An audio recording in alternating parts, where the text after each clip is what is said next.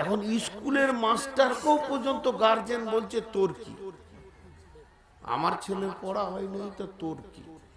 আর আমার নিজের ঘটনা বলছি, মাস্টার মেরেছে, অঙ্ক পারিনি, ওইটার ঘুরে আব্বাকে বলতে পারছি না যে মাস্টার মেরেছে, তার মানে আরেকবার পড়বে, আরেকবার পড়বে যে মার খেলিটা কেন, তাহলে নিশ্চয়ই তোর পড়া হয়নি, তো ঘরে বলতে পারিনি।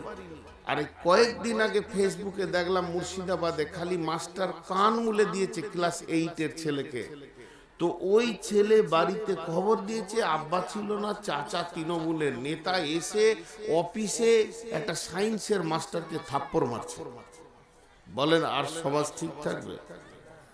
তোর কি এই জিনিসটা উঠে গেছে এখন এক যুগে। এখন আমার বয়স 53+,